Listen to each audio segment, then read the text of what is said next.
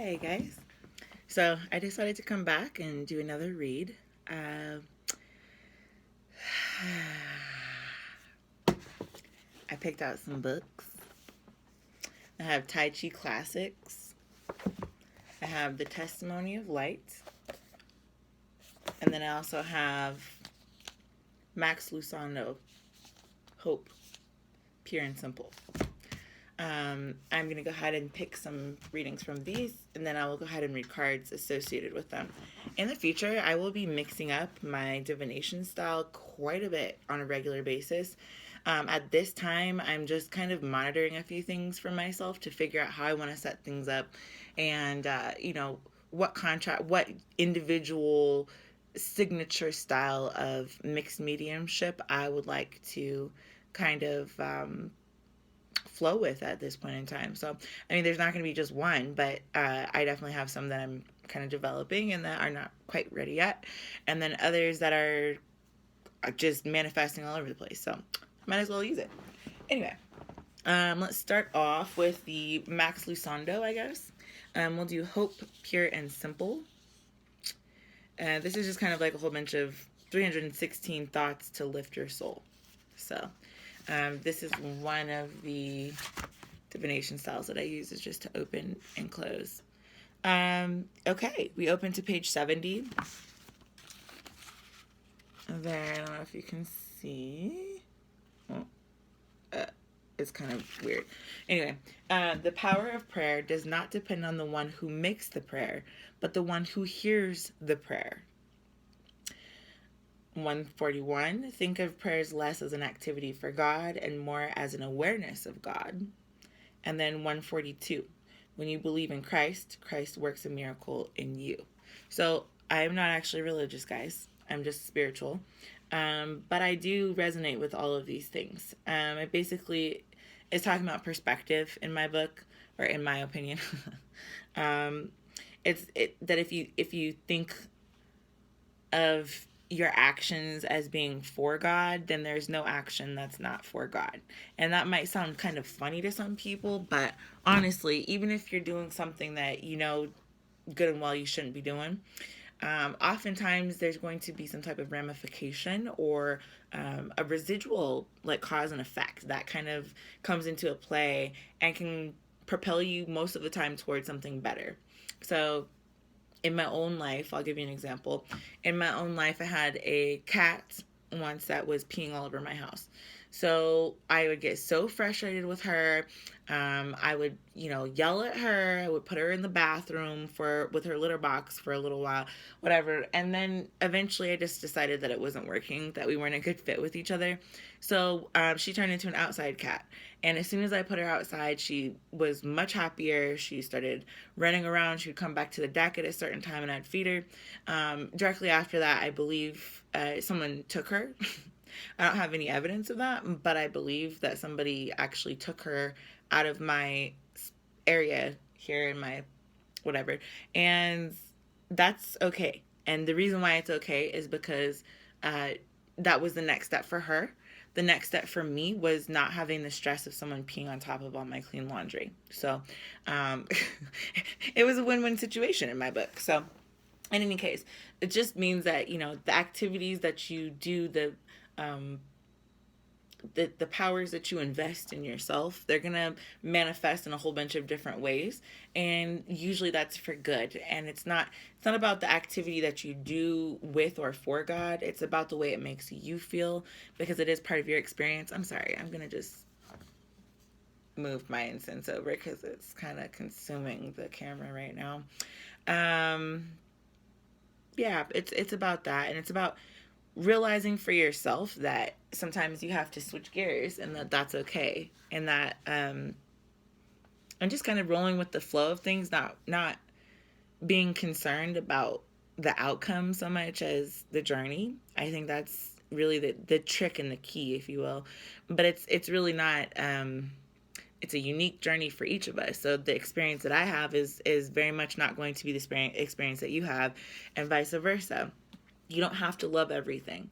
You don't have, a lot of times, I do want to mention this too, because I was thinking about it earlier. A lot of times people look at uncomfortableness or things that make us feel pressured or bad in some way as a something you've got to get rid of immediately, you know? Um, and although I tend to have that same response because I'm human, I also understand that there is a aspect of each one of those hurdles that we go through that is calling on us to rise to the occasion, to manifest better, to make a decision that's different from the one that we made last time.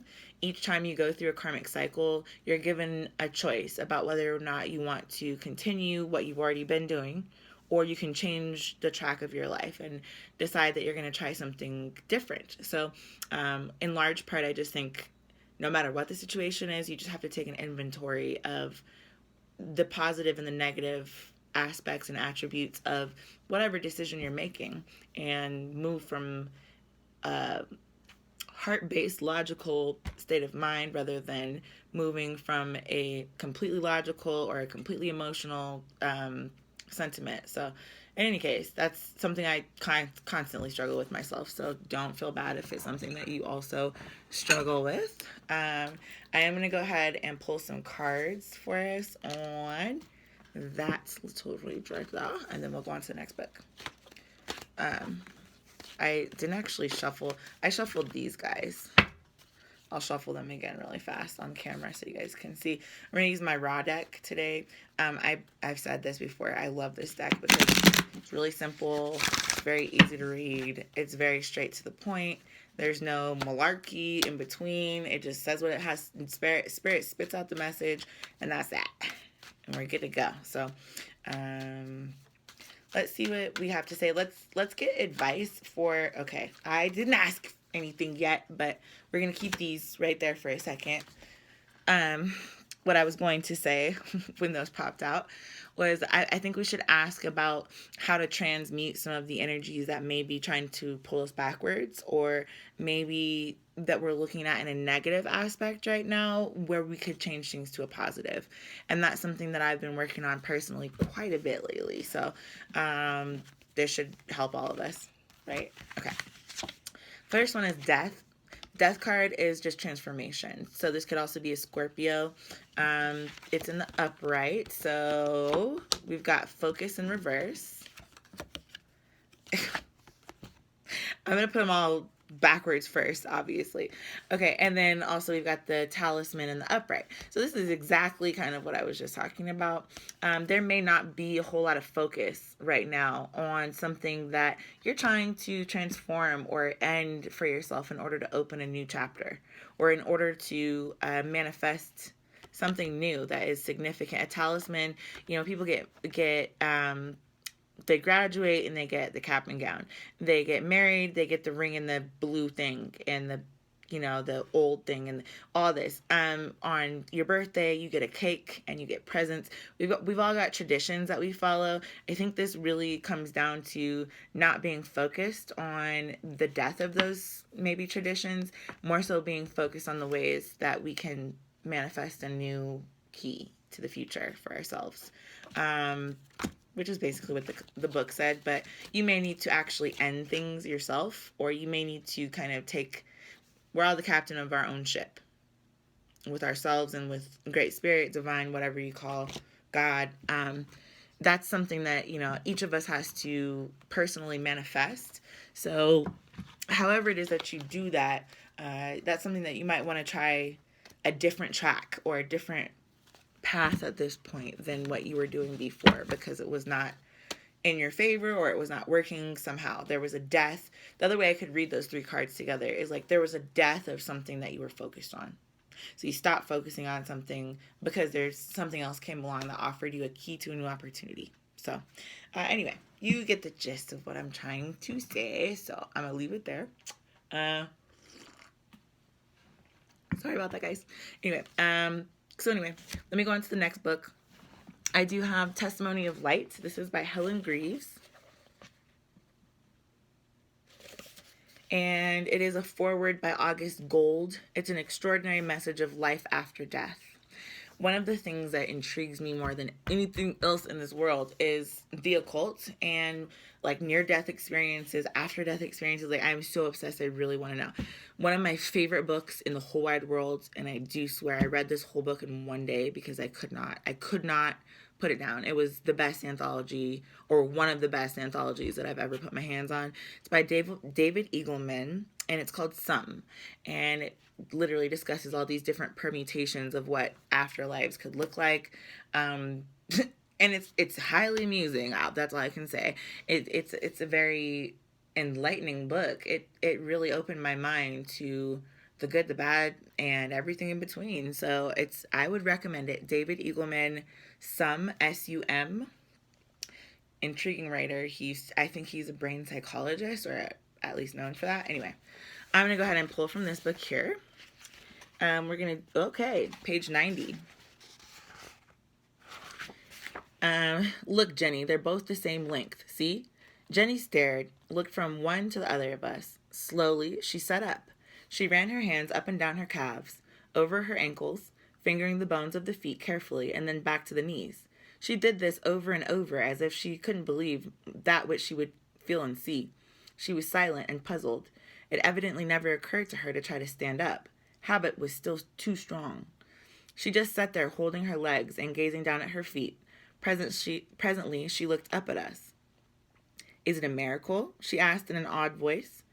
You call it a miracle, Mother answered, and the smile that illuminated her face was truly beautiful. Jenny was silent, considering this. Are you the Virgin Mary?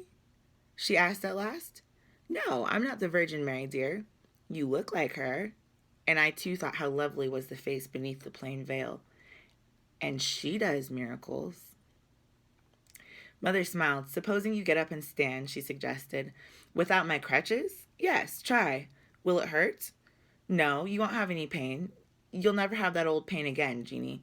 You promise? I really won't? Suddenly, Jeannie caught my hand and clung to it. I promise, we both said. She nodded. It was plain that she was not sure that she could trust us. Won't you try to stand? Asked Mother again. Jeannie did not make an answer, but she allowed me to lift her legs and set them down. We held her little body, and slowly we raised her to her feet. She staggered and swayed, terrified to put any faith in the once crippled leg. After waiting, she put down her foot, but still clutched at our support. Slowly, her expression changed. Surprise, incredulity, belief, joy spread over her face. She let go of us. She stood erect, balancing on both feet. She even moved forward a few paces. It's true. It's true. It is a miracle. Okay. So that was page 90 to 91. I am going to make an assumption that the little girl, Jeannie, was not able to walk before and had been healed by a miracle. I think that goes hand in hand with what I was just saying. That when you feel uncomfortable or the most stuck that you could possibly feel, usually that's when you're about to change the most for the better. And I know that sounds corny and you don't feel like it in the morning, in the moments, in the morning. I'm not a morning person, guys, at all. Anyway, that's probably how I feel every morning. But yeah, literally, there's going to be these times in your life where you're going to feel like getting hung up on the nitpicky little details of things and being focused more so on what's not going right versus what is. Einstein, I believe it was, said that everything can be considered a miracle or nothing at all. And so, the fact that carbon-based life even exists on this earth in this moment, the circumstances for the universe could not have been 7 degrees hotter or colder at any point in time, or else we wouldn't be having these interactions. We wouldn't be sitting here. We wouldn't exist as carbon-based half-lives. So, anyway, little tangent there, but you get my point. I am going to go ahead and draw from, this is my Rider-Waite Tarot deck. And then for the last one, I'll either do Moonchild, Tarot, or Unicorn. I have some angel cards too. Maybe we'll do those. I don't know. We'll see what moves us in a minute. Okay. Anyway. Spirit, what do you have to say? Oh, okay.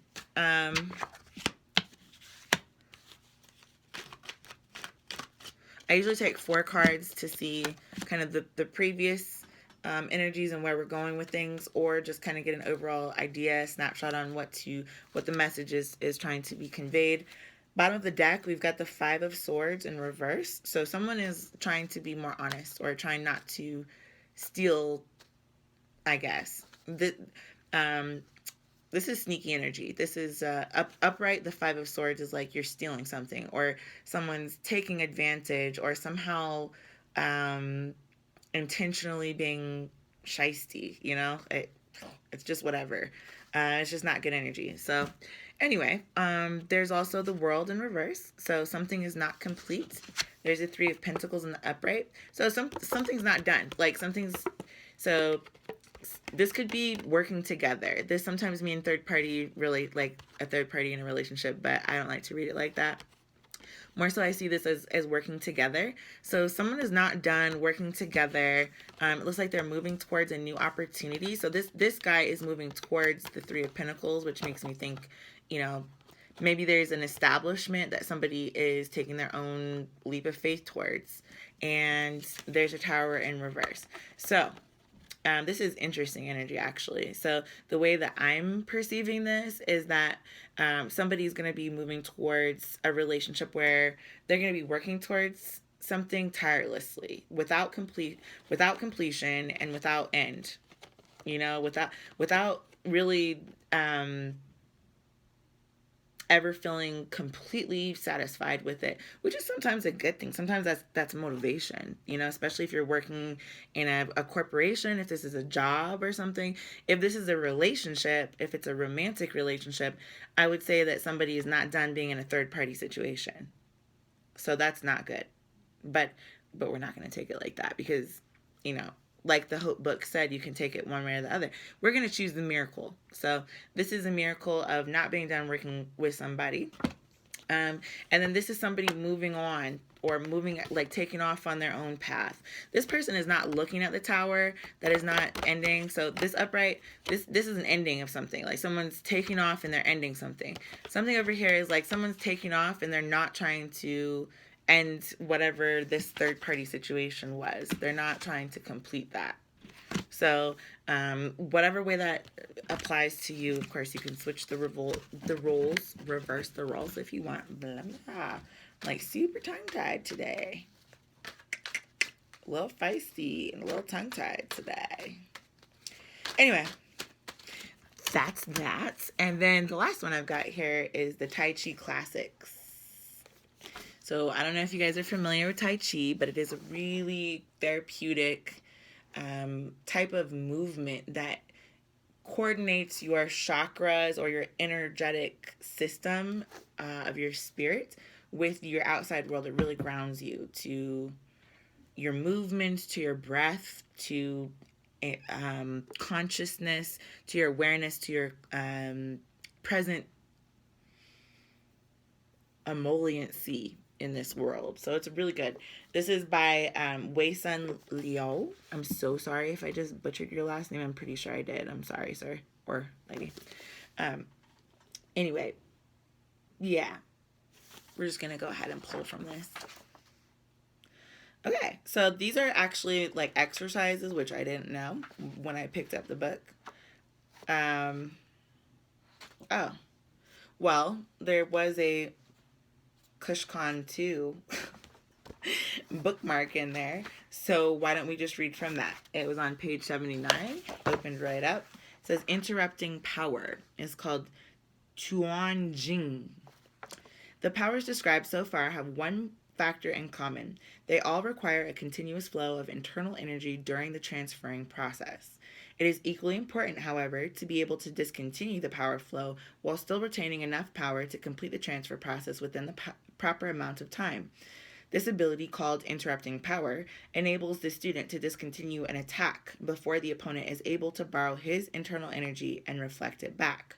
The action involved can be compared to that of cutting the string of a kite as it flies in the wind.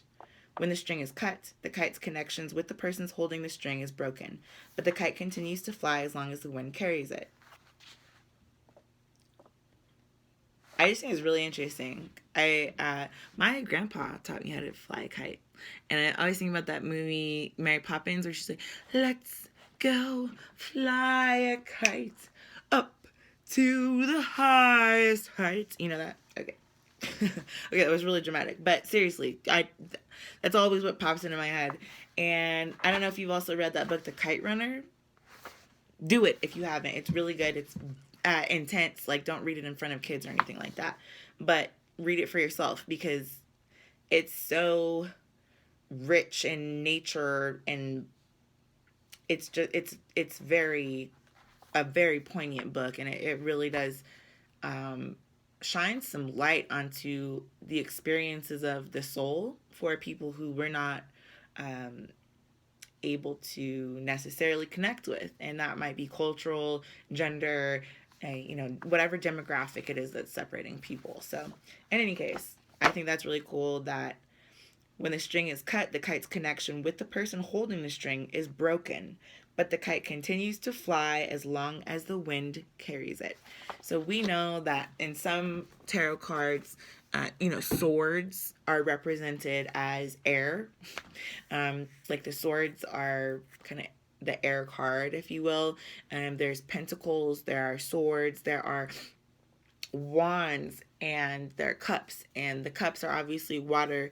The wands are more like fire, their manifestation. It's like having a magic wand. The pentacles are a grounding, money, very physical, 3D based source of sustenance. And then the air sign, or the air element, is represented either by sometimes by things like swords, by butterflies, by gusts of wind, whatever. It's mental activity. It's a deep, it's like the air bending ability. So whatever. Let's get some advice on that. That was kind of cool. So let's get advice on how to transfer the energy easier, since they said that you have to be able to, turn it on and turn it off in order to be successful, in order to transmute that energy and be stable with who you are, the way that you present, the things that you're saying, doing, feeling, etc. For all of that to be in order, what do we need to do, or what advice could we take at this time, great spirits? Let us know. Okay. Well, I don't know if you saw that, but about half the deck of these cards just flew out. So although I usually take everything that Spirit has to say, not today. I'm going to need like 4 cards, 4 cards, maybe. Please? Thanks. Okay. So there's 1, 2. Okay, feet, that was my fault. Sometimes the eye-hands coordination thing. Okay. All right, so this actually came out with 3 more, but like I said, I don't deny Spirit. It's talking time. Okay, so there is the magic card in the reverse. This says, there is magic around you, so expect excitement and joy. This is in the reverse, though. So if things are not seeming magical at this moment, then you may associate with this part of the reading. Listening is also in reverse. Listen and the answer will be revealed. So there's no magic going on in the listening aspect of life right now. So you may not, I just burped. That's channeling. So honestly, you may not be able to stomach what you're hearing, is what I just got off of that, to be honest. There's magic in reverse. That's 18. So that's life path number 9. Listening is number 33. So somebody may not be, the magic is not working on whoever this is. They're not listening. They're not paying attention. Laughter is in the upright. Angel Gabriel is in the upright, and Pegasus are in the upright coming up. So honestly, this is some interesting transmutation right here.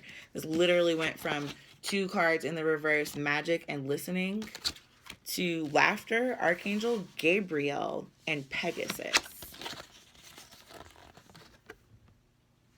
So let me just read these. Laughter says, laughter attracts unicorns. It's number 17. So 8 is a very abundant number. It is the number for abundance.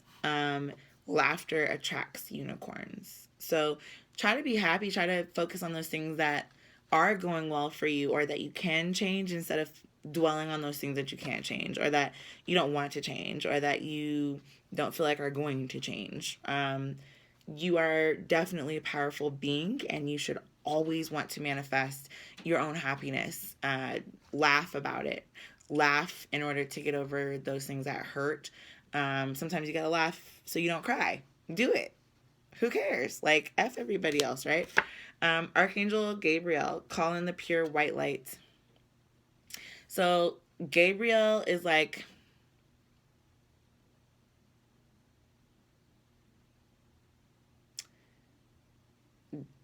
Gabriel, like Gabriel, um, Gabby, Gaba. I don't know. It's about in the background here. There is a unicorn taking off. So this archangel kind of looks like they're almost watching over, or something like that. This the liftoff of this unicorn. And so I don't know. The next one is Pegasus. So I'm guessing that might be Pegasus behind that Archangel Gabriel. But it says, open your heart with love and to love and joy. And this is definitely, look at that. I just said about the butterflies and they're all through the fields right underneath the Pegasus. So I think whatever it is that you're feeling bound by, that if you take flight, if you go ahead and just jump, then that might be a better option. 41 is on this card. Pegasus is 41. 4 plus 1 is 5. So 5 in the tarot is a tower card. So it's like a haha. It's the falling of something. So it's kind of weird. I went to Thailand once and they taught me how to count. And the number 5, you say it by saying ha. So when they're texting each other or when they're like IMing and whatnot, they text 55555 because it means ha ha ha ha ha. And I always thought that was so interesting, especially once I learned tarot, especially because 5 is the tower card, which is typically not seen as a very positive thing. But I think it is. It's a realization. It's an aha moment, So that makes a lot of sense that it would be number 5 and that it would manifest that way. I just thought it was kind of awesome. Also, in Lama's class, you're encouraged to be like, like all this stupid looking stuff, but it helps, takes away the pain, helps you transition that baby right on out. So I think that's actually a pretty copacetic read for now. I think those were pretty consistent messages all the way across the board. Keep your head up is what I'm gonna say. Don't let these lower vibrational energies get you down. They do exist. They exist within you too. If you need to get it out, scream at yourself, or scream into a pillow, or scream in your own space, or cuss your teddy bear out, or whatever needs to happen. It's okay to have negative energy. It's okay to let it out, to just do it in a productive way instead of a destructive way. And don't ever let somebody steal your shine. It's just not gonna, it can't happen anyway. And on top of that, you will just shine brighter, right? Just rise to the occasion and be like, oh, okay, cool. Well, that's awesome. You guys have a wonderful night. I can be reached at the cheeky medium at gmail.com. Feel free to inbox me for a private reading or any kind of questions, comments, concerns, etc. I will hopefully see you guys very soon. Have a great night.